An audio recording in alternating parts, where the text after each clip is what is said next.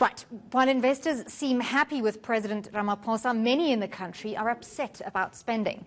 They've expressed concern about yet another bailout for troubled airline South African Airways. 5 billion rand has been set aside by Treasury to help the cash-strapped airline. But isn't it time it went private? Terry Markman, a transport consultant, joins us to discuss this. Thanks very much for your time this afternoon, Terry. Pleasure. Right, so that is the million-dollar question, isn't it? Isn't it time to privatise? If they keep losing money, government has to keep bailing them out. Clearly, they're not identifying the source of the loss, or have they identified why they keep losing money? Bearing in mind that the losses have been going on for many, many years. I mean, just to put this in perspective, we've probably lost about 20 billion rand over the last 10 years. And to put that in perspective, that could be something like 200,000 affordable houses, meaning that 1 million people could have been housed if we hadn't had this bailout over the last 10 years. And to make it worse, SAA is wanting another 21.7 billion rand to be exactly over the next 3 years before they can become profitable. So why are these bailouts, why is that the only solution at the moment that's being considered? I just don't think that the government has the courage to do what they should have done many, many years ago. Which is? Which is, well, there's three options. One is the one that they talk about all the time, and that's the turnaround strategy. I imagine everybody's very, very giddy at SAA from turning around for the last 10 years. And it's an insane situation. You know, it was Einstein, I think, who said, if you do insanity is doing the same thing over and over again and expecting a different result. And that's what we've got here. And Jarana, who's possibly a very, very good CEO, has come into a company that has really been very bad operation and run into the ground. He just will not be able to sort it around. By the way, the CEO of the Free Market Foundation has taken a 100,000 rand bet with him that he won't be able to turn it around in 3 years' time.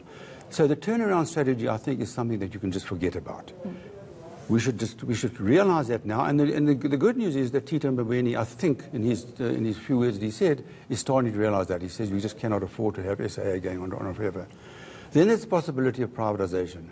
It may have been possible 10 or 15 years ago. It's not possible now. There is just not enough left of SAA to privatize.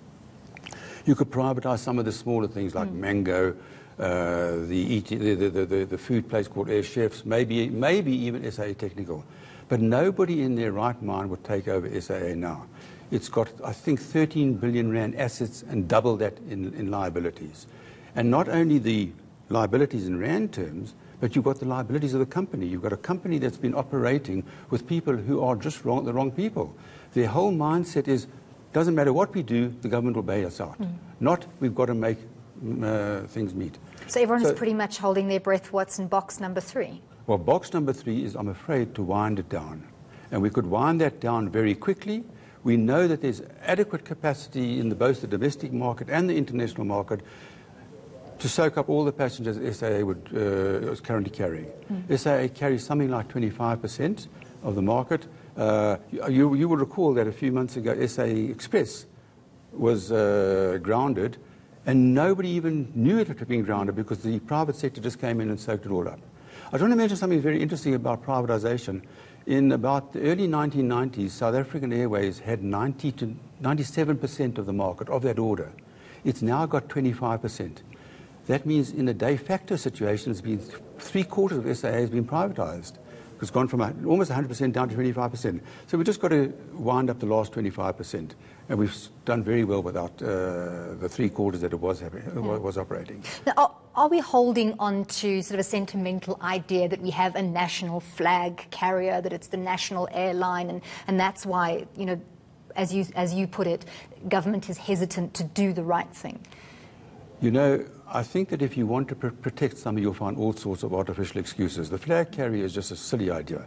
If you really want a flag carrier, as a colleague of mine says, just buy some poles and put a flag on a pole. It's a lot cheaper. But otherwise, in all seriousness, you could actually put it out to tender.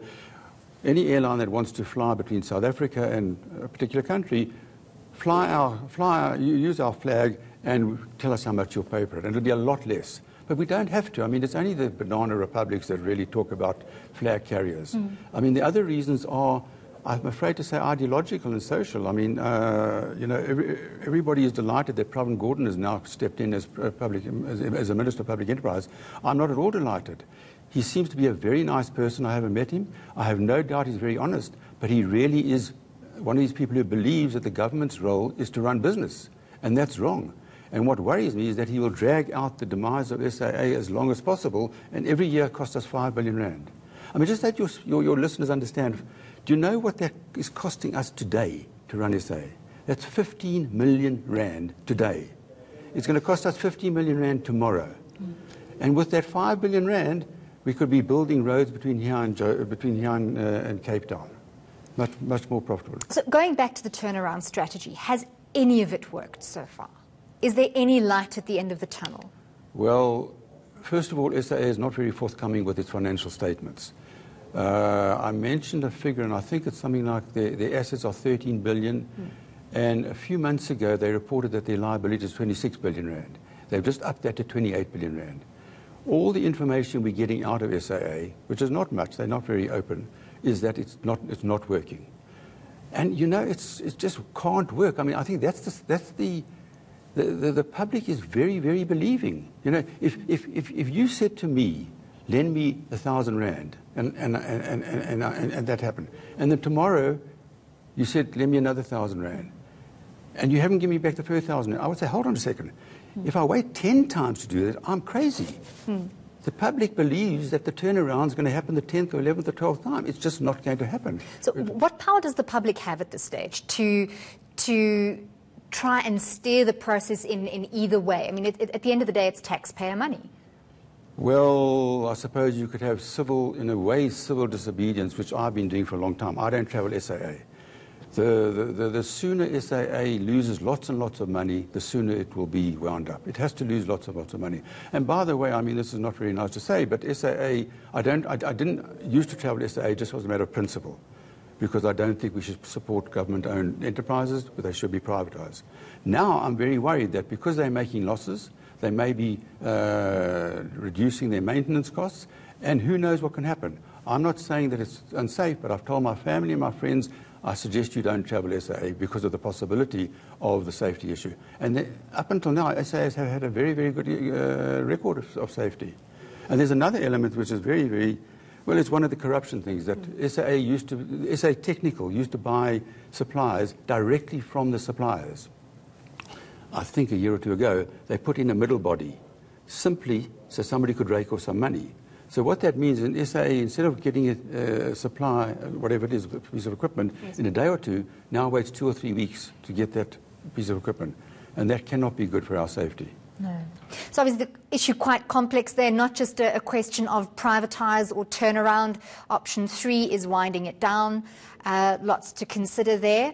Thank you very much for your contribution, Terry Markman, the transport consultant, telling us about the process at SAA.